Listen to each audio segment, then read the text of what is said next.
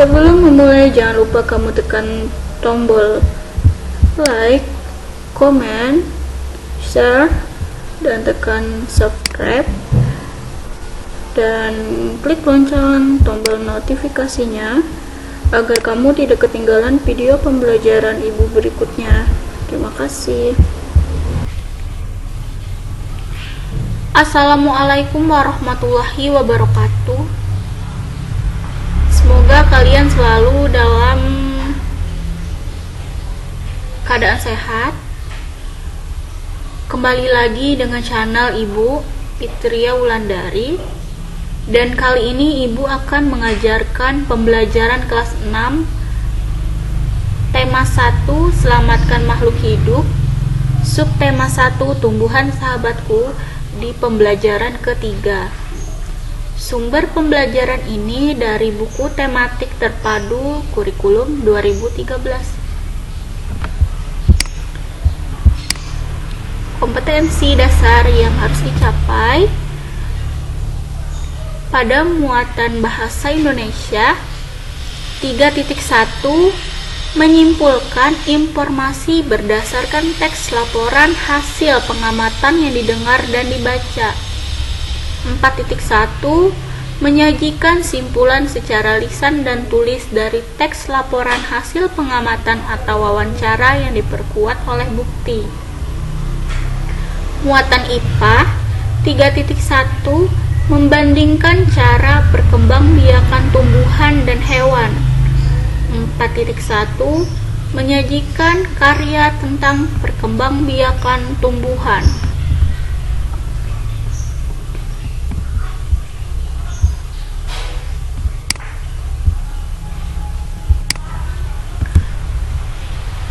Dan tujuan pembelajarannya bisa kalian lihat di layar. Padi, umbi-umbian, sayuran, dan buah-buahan yang kamu makan membuat tubuhmu sehat. Selain itu, kamu akan memiliki cukup energi untuk melakukan aktivitas.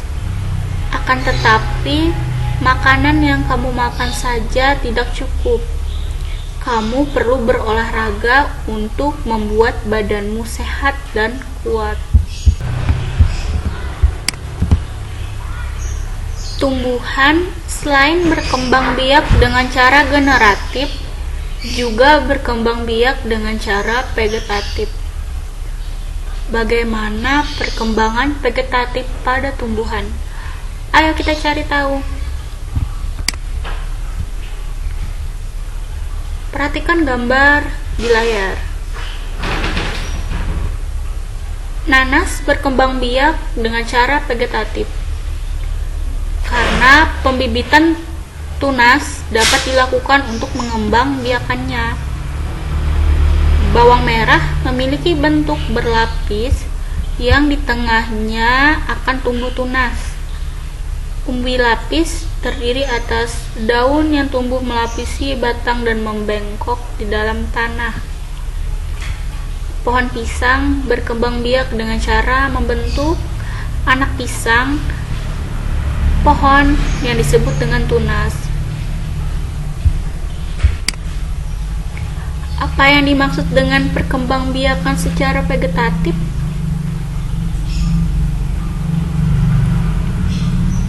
Apakah kalian mengetahuinya? Apa itu perkembangbiakan secara vegetatif?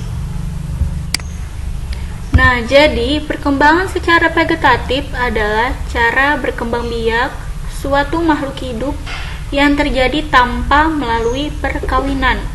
Makhluk hidup yang tumbuhan berasal dari induknya. Perkembangbiakan secara vegetatif tanpa adanya peleburan antara sel kelamin jantan dan sel kelamin betina. Perkembangbiakan secara vegetatif bertujuan untuk menghasilkan tumbuhan baru atau tumbuhan dengan tumbuhan yang mempunyai sifat yang baru. Perkembangbiakan vegetatif dapat terjadi secara alami maupun secara buatan. Nah, jadi itu yang dimaksud dengan perkembangbiakan secara vegetatif.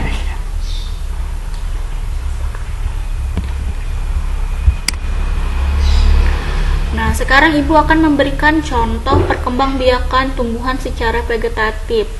Yang pertama dengan cara bertunas. Nah, bertunas atau tunas merupakan bentuk reproduksi aseksual di mana organisme baru tumbuh pada satu sama lain.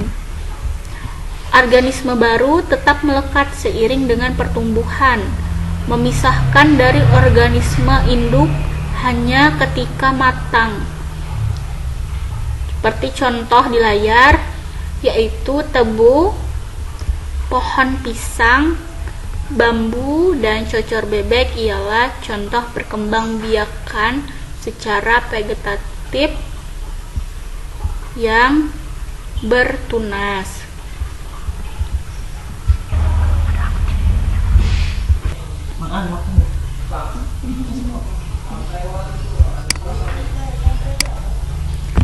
Selanjutnya contoh perkembangbiakan secara vegetatif yang dinamakan dengan umbi lapis.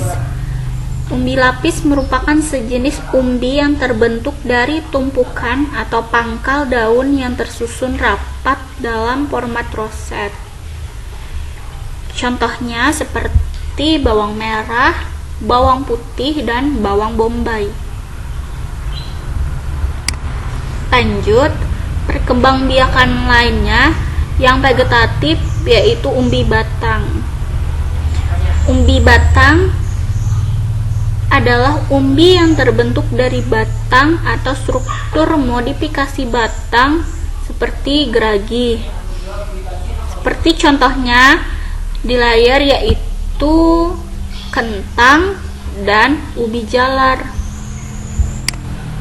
Selanjutnya umbi akar. Nah, umbi akar ini juga termasuk perkembangbiakan tumbuhan secara vegetatif. Umbi akar adalah umbi yang terbentuk dari akar. Nah, contohnya seperti wortel dan lobak. Selanjutnya geragih atau stolan. Perkembangbiakan secara vegetatif yang dinamakan geragih atau stolan ini merupakan cabang batang yang memiliki perubahan bentuk dan penambahan fungsi, biasanya berbuku-buku dan beruas-ruas. Contoh tumbuhan geragih atau stolan ini yaitu stroberi, pegagan, dan rumput teki. Nah, selanjutnya kita membahas di akar tinggal atau rizoma. Akar tinggal atau rizoma ini adalah bagian batang yang tumbuh mendatar di dalam tanah yang menyerupai akar-akar. Batang-batang beruas-ruas dan setiap ruas dapat tumbuh tunas.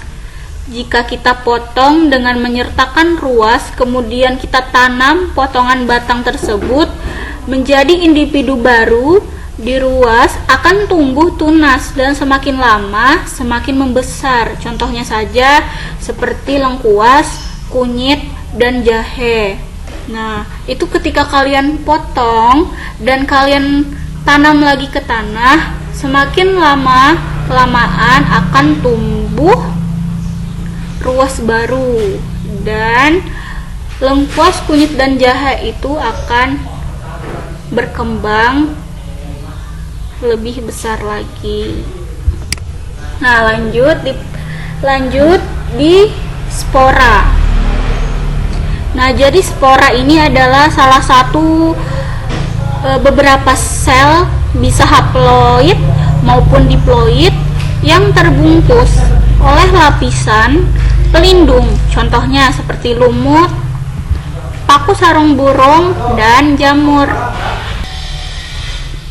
Nah, anak-anak, sekarang kalian sudah tahu kan macam-macam tumbuhan yang berkembang biak secara vegetatif alami. Lanjut di pembelajaran selanjutnya, ada muatan bahasa Indonesia dengan teks yang berjudul Tumbuhan Sumber Kehidupan. Kalian simak ya. Indonesia adalah negara kepulauan yang terletak di garis khatulistiwa. Indonesia memiliki dataran tinggi, dataran rendah, dan perairan. Dataran rendah adalah daratan yang memiliki ketinggian 0 sampai 200 meter di atas permukaan laut. Hampir semua ibu kota provinsi di Indonesia terletak di dataran rendah. Tumbuhan di dataran rendah adalah padi, palawija, dan tebu. Wilayah pantai termasuk dataran rendah. Indonesia memiliki banyak pantai karena negara kita sendiri terdiri atas ribuan pulau. Tumbuhan di wilayah pantai adalah kelapa, bakau, dan ganggang. Dataran tinggi adalah daratan luas dengan ketinggian lebih dari 200 meter di atas permukaan laut. Beberapa dataran tinggi di Indonesia adalah Dataran Tinggi Dieng di Jawa Tengah, Dataran Tinggi Malang, dan Dataran Tinggi Tengger, Jawa Timur. Dataran Tinggi Alas, Aceh, dan Dataran Tinggi Bone, Sulawesi Selatan. Jenis tumbuhan di dataran tinggi adalah teh, kopi, cengkeh, buah-buahan, dan sayuran. Dapatkah kamu menemukan jenis tumbuhan lain yang terdapat di dataran tinggi dan dataran rendah?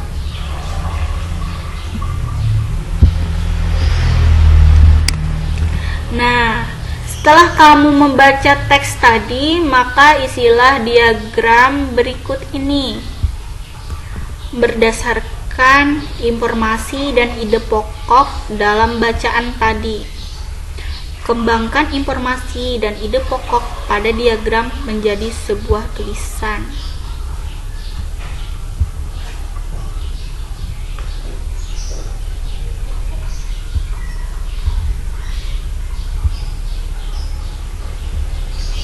Untuk menjawab tugas ini, kalian harus membaca teks yang ibu bacakan tadi secara berulang-ulang. Nah, setelah kalian baca berulang-ulang, kalian memilih informasi atau ide pokok dari setiap paragraf yang penting. Lalu kalian letakkan pada paragraf pertama, kedua, ketiga, keempat, dan kelima.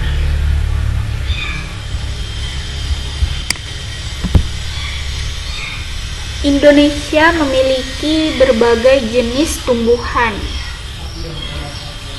Tumbuhan tersebut memberikan bahan makanan yang berlimpah dan manfaat lainnya. Bagaimana kita mensyukurinya? Alhamdulillah, setelah belajar hari ini, tulislah hal-hal yang menarik yang kamu pelajari hari ini. Apakah ada beberapa hal yang membingungkan dan apa yang kamu lakukan terkait tanaman sebagai sumber kehidupan? Nah, jadi cukup sekian materi pembelajaran ibu kali ini. Semoga bermanfaat. Jika ada yang dikurang pahami, kalian bisa chat di beberapa